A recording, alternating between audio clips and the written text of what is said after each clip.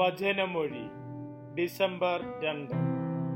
വചനഭാഗം ഗലാത്തി 3:9-14, ലൂക്കായുടെ സുവിശേഷം 9:37-43.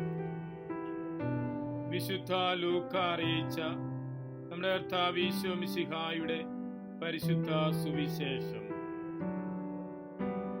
പിറ്റേ ദിവസം അവർ മലയിൽ നിന്നിറങ്ങി വന്നപ്പോൾ വലിയൊരു ജനക്കൂട്ടം ഈശോയെ കണ്ടുമുട്ടി.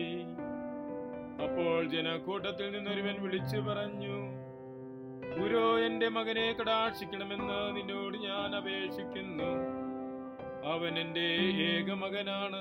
അവനെ ഒരു അരൂപി പിടികൂടുന്നു. അപ്പോൾ അവൻ പെട്ടെന്ന് നിലവിളിക്കുന്നു.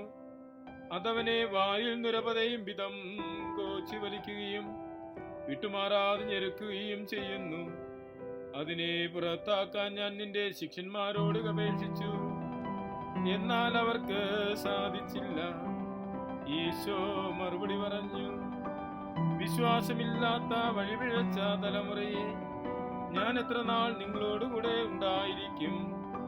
എത്ര നാൾ നിങ്ങളെ സഹിക്കും? നിന്റെ മകനെ ഇവിടെ കൊണ്ടുവരിക. ഈശോയുടെ അടുത്തേക്ക് വരുമ്പോൾ തന്നെ പിശാചവനെ തള്ളിയിട്ട് കോച്ചി വലിച്ചു. ഈശോ അശുദ്ധാരൂപിയെ ശാസിക്കുകയും കുട്ടിയെ സുഖപ്പെടുത്തി പിതാവിനെ ഏൽപ്പിക്കുകയും ചെയ്തു. ദൈവത്തിന്റെ മഹിമാതിരേകത്തിൽ എല്ലാവരും അത്ഭുതപ്പെട്ടു.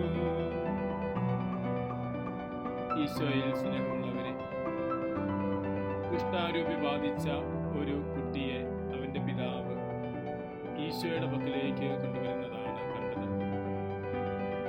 കുഷ്ഠാരൂപി ഇന്നും ആരെ കീഴടക്കണമെന്ന് അന്വേഷിച്ച് ചുറ്റി കറങ്ങി നടക്കുന്നു. പത്രോസ്ലീഹയുടെ ലേഖനത്തിൽ കാര്യം സ്ലീഹ ഓർമ്മിപ്പിക്കുന്നു. പല വിധത്തിലുള്ള തിന്മയുടെ ശക്തി നമ്മെ സ്വാധീനിക്കുകയും നമ്മെ കീഴ്പ്പെടുത്തുകയും ചെയ്യും. ഈ സാഹചര്യത്തിൽ ഈശോയുടെ പക്കലേക്ക് വരുവാനും ഈശോയുടെ കൃപ പ്രാർത്ഥിക്കുവാനും സാധിച്ച ഏത് ദുഷ്ടാരൂപിയെയും പരാജയപ്പെടുത്താം, ഏത് ദുഷ്ടാരൂപിയിൽ നിന്നും വിമോചനം നേടാം എന്നാണ് ഇന്ന് സുവിശേഷം നമ്മോട് പറയുന്നത്. ഈശോയുടെ നാമത്തിന്റെ ശക്തിയിൽ വിശ്വസിച്ചുകൊണ്ട് തിന്മയിൽ നിന്ന് വിമോചനം നേടുവാനും നമുക്ക് കൃപ പ്രാർത്ഥിക്കാം. തിന്മയ്ക്ക് അടിമപ്പെട്ടിട്ടുള്ള സാഹചര്യങ്ങളെയും വ്യക്തികളെയും ഈശോയുടെ സന്നിധിയിൽ പ്രത്യേകമായി സമർപ്പിച്ച് മധ്യസ്ഥം പ്രാർത്ഥിക്കാം.